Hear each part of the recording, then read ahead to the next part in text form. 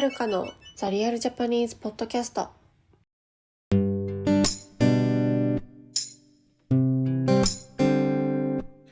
はい、皆さんこんにちは。お元気でしょうか？はーい。ということで、メリークリスマス。ということでメリークリスマス。はい。ということで、今日は、今年1年のアニメを振り返ろうと思います。全然クリスマス関係ない。これはね、年末なので、1年のアニメを振り返りたいという、これは私の欲望です。はい。皆さんにアンケートを、答えていただきまして、40名ぐらいの方に答えていただいて、こちらありがとうございました。はい。このポッドキャスト聞いてる方で、もちろんアニメを見ないって人もいると思います。興味ないよって思う人もいると思う。嫌いっていう人もいると思う。でも、私はみんなとアニメの話がしたいんだ。はい。今年のアニメはめちゃくちゃ面白かったんです。なので、この話を聞いてね、ぜひ皆さん、アニメに興味ない方でも楽しんでいただけるようなアニメを紹介したいと思いますので、ぜひ聞いてくださいね。はい。そうなんですよ。今年のアニメはめちゃくちゃ盛り上がりました。はい。ちょっと振り返ると、有名どころで言うと、新しく始まったのが、スパイファミリーとか、チェーンソーマンとか、いろいろありましたね。はい。この2つが大体、ツートップだったと思います。でも、他にも今年始まったアニメじゃないものでも、続編が、放送されて注目を浴びたものがありますね。例えば、鬼滅ですとか、ブリーチね。ブリーチ始まったし、あとなんだろうね。なんだろうね。あれいろいろあるよね。はい。ヒロアカ、僕のヒーローアカデミアとか。うん。そういう感じで。はい。で、アンケートの結果なんですけど、一番やっぱり面白かったっていうのね。はい。どんなアンケートを取ったかというとですね、今年見たアニメで一番好きなアニメは何でしたかというアンケートだったんですけど、一番面白かったのはやっぱりスパイファミリーが一番多かったですね。で、2番目がチェーンソーマン。で、3番目が、ワンピース、鬼滅、そしてボッチザロックでございます。はい。このボッチザロックはね、ちょっと後で話しますね。他にもですね、今年始まったアニメの中で、ブリーチって言ってる人もいるし、サイバーパンクエッジランナーズって言ってる方もいました。あとは、リトルウィッチアカデミア、ブルーピリオド、君の名は、これは映画ですね。あと、メイドインアビス。はい。これ私まだ見てないんだよね。見ないと。メイドインアビス面白いよね。あとは、はい。そのぐらいかな、出てきてるの。あと、弱虫ペダル。はいはいはいはい。弱虫ペダルとかですね。私はね、結構今年3ヶ月ぐらいワンピースを見続けるという時間があって、その期間は新しいアニメあんま見てないんですけど、最近たくさん見ました。私が勝手に今年始まったアニメ、続編じゃなくて、今年新しく始まったアニメ。で、ランキングを作りました。トップ5を紹介したいと思います。はい。まず5位。5位はですね、リコリス・リコイルというアニメです。どんなアニメかというと、女子高生ぐらいの年齢、16歳から18歳の女の子たちが、テロリストと戦う悪の組織と戦う秘密組織なんですよね。はい。リコリス・リコイルっていう秘密組織の女の子たちの話なんですけど、なんて言うんだろうな。男性向けです。はい。これは男性向けだと思います。可愛い女の子たちがすごく強くて、アクションもめっちゃかっこいいアクションをして、テロリストと戦うっていう、はい、物語なんです。普段はね、喫茶店で働いてる普通の女の子なんですけど、そう。っていう設定なんですね。なんて言うんだろう。男性向けなんですけど、私は結構このキャラクターたちが結構好きだったし、女の子ばっかり出るんだけど、アクションが結構かっこよくて、絵も綺麗だったので、普通に楽しく見ました。ただちょっとね、ストーリーがね、もうちょっとなんか、こね、あったんじゃないかなっていう感じがあったので、第5位ですね。はい。でも最後まで楽しかったので、ランキングインです。はい。リコリス・リコイルはね、あんまり注目されていなかったアニメなんですけど、すごく今評価が高いアニメの一つですね。で、第4位。第4位は、こちらはネットフリックスのオリジナルアニメなんですけど、ロマンチックキラー。これは、女性向けの恋愛コメディです。はい。女性向けなんですけど、コメディ80%で、恋愛20%ぐらいです。かなりね、コメディがね、激しい作品でした。はい。でロマンチックキラーね、全然注目されてないんだけど、見た人の評価は高い。多分見てる人少ないんだけど、見た人の評価は高い作品で、めちゃくちゃ面白かったです。はい。涙が出るほど私は笑いました、このロマンチックキラーで。うん。まあ、ストーリーも結構面白かったし、うん。私はすごく好きでしたね。これはね、女性におすすめですけど、まあ、笑いたい人は男性でも全然見ても大丈夫。ちょっとね、アニメの絵があまり好きじゃないんだけど、って感じかな。なので4位です。はい。次、3位。これはね、小太郎は一人暮らし。第3位。小太郎は一人暮らしは、今年の冬、1月2月にやっていたので結構前なんですけど、小太郎という小さい男の子、5歳だっけ ?5 歳の男の子が、一人暮らしをするという物語なんですけど、なんで一人暮らしするの5歳の子がっていうのちょっと不思議に思うんですけど、その理由とか結構シリアスなんですよね。ああ、そういう理由なんだ、みたいな。だけど、基本的には小太郎が可愛くて、で、近所の人たちの、なんていうの、仲良くなっていくっていう、その話もすごく癒されますし、心が温まる作品でした。小太郎は一人暮らし。はい。なので、3位。普通になんか、面白い、可愛い、癒される、泣けるっていう、はい、アニメでしたね。はい。で、次、第2位。第2位はね、今やっている、ブルーロック。サッカーアニメでございます。サッカーアニメ。ブルーロックはね、面白いってずっと期待されていたアニメです。はい。面白いね。面白い。今見てるんだけど、今まであるような、スポーツアニメって、チームで頑張るぞみたいな。主人公、頑張るぞみたいな感じなんですけど、ブルーロックはどっちかというと、サッカーとデスゲームみたいな。なんか生きるか死ぬかぐらいのレベルの激しい戦いです。はい。そう。だからチームで戦うっていうよりは、個人個人の生き残りをかけた戦いなんですよね。一人しか生き残れないみたいな世界で、サッカーをする。でも結局ね、やっぱチームっていうのはできるんですけど、最終的に一人だけ勝ち残れるというシステムの中、主人公が成長していくっていう。はい、かなりね、激しいですね。戦いが。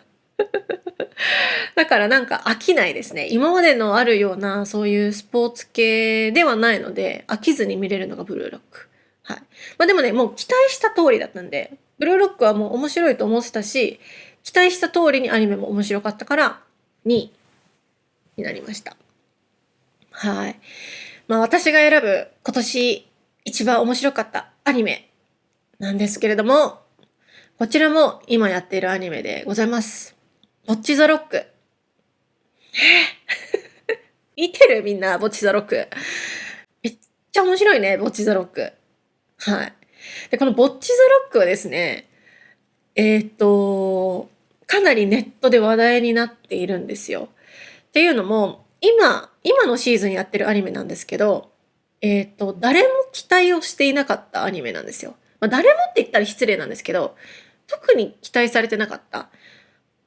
今のシーズンで期待されていたアニメは、スパイファミリーのシーズン2とか、チェーンソーマン、そしてブルーロック、とか、あとブリーチとか、そういうのは結構、注目されていたし、CM とかもやってたし、ネットでよく見てたんですけど、このボッチザロックっていうのは全然注目してなかったんですけど、第8話。第8話が、めちゃくちゃいいんですよ。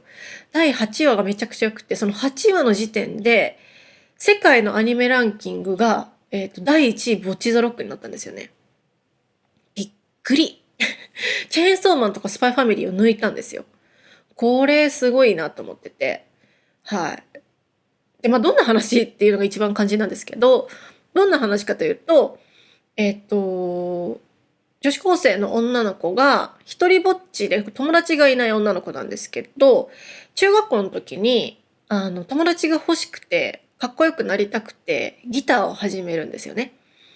で、ギターを始めたらバンドが組めると思って友達ができると思ってたんですけど、一向にバンドも組めずにギターだけめちゃくちゃ上手くなっちゃったっていう女子高生に成長するんですね。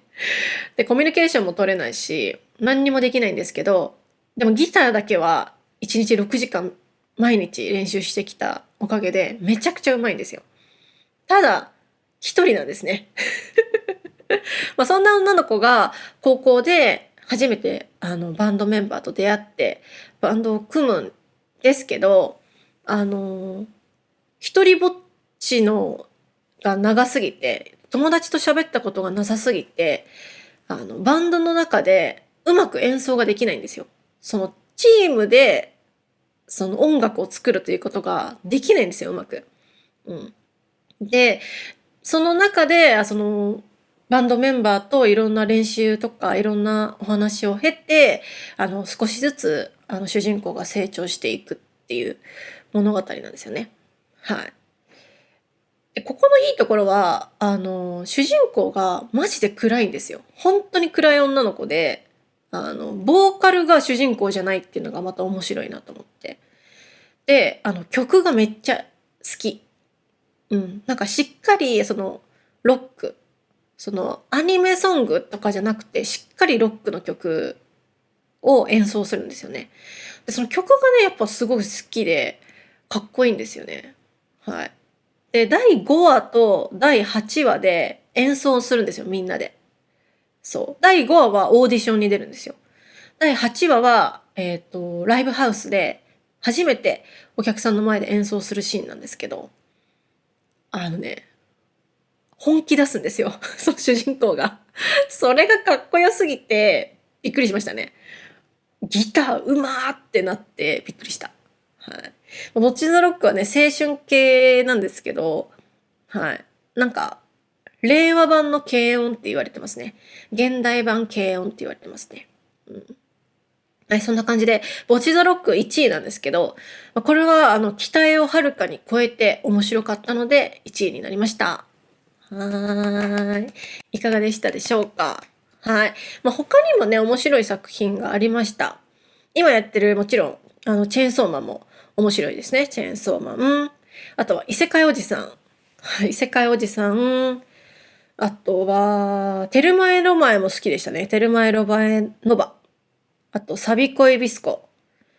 あとは、影の実力者になりたくてっていう異世界転生系を久々に見たんですけど、なんかわかんないけど好きでしたね。影の実力者になりたくて。はい。中二病の方はぜひおすすめです。はい。で、あとね、見てないんだけど、これから見たいなって思ってる作品もあって、それはなんか、平家物語、サマータイム連打、王様ランキング、出会いもん、あとガンダムですね。ガンダム。はい。水星の魔女だっけ今やってるんだけど、かなり面白いらしいので、見てみたい。ガンダム見たことないんだよね、私。うん。はい。あと、うるせえ奴らもやってるので、うるせえ奴らも見たいなって思うんですけど、ちょっと見たんだけどね。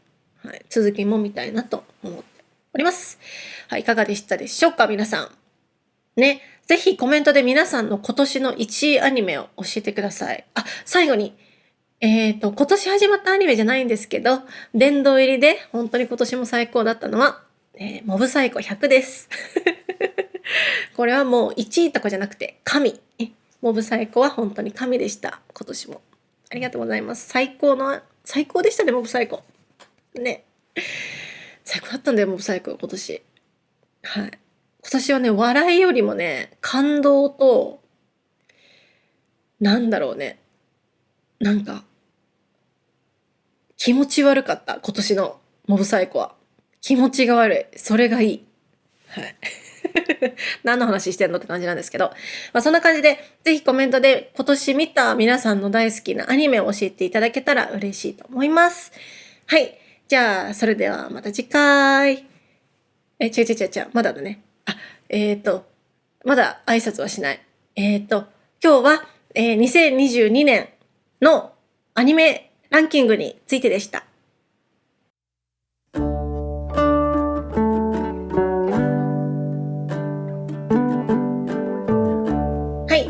今日話した話、またトランスクリプト作りますので、私のウェブサイトをチェックしてください。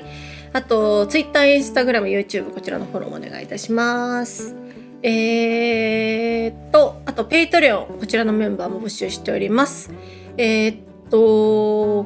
の27日の火曜日の夜から、Patreon メンバー限定のオンラインイベントを開催しますので、まだ申し込み受け付けておりますので、ぜひ、ご参加お待ちしております。Patreon メンバーになれば誰でも参加できるので、まだまだ、よろしくお願いいたします。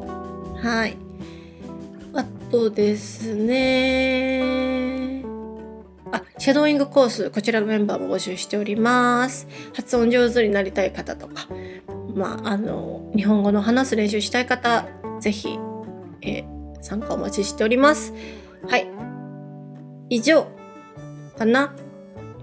はい。今年残すところあと1回です、ポッドキャスト。で、次の日曜日って1月1日なんですけど、1月1日は、もうちょっと年明けちゃうので、来週だけ12月31日の土曜日に、ポッドキャストを公開したいと思ってます。はい。なので来週は土曜日にアップしますので、皆さんぜひ今年の最後に私のポッドキャストを聞いていただけたら嬉しいなと思います。はい。みんな忙しいかなね。ということで、また次回、メリークリスマス。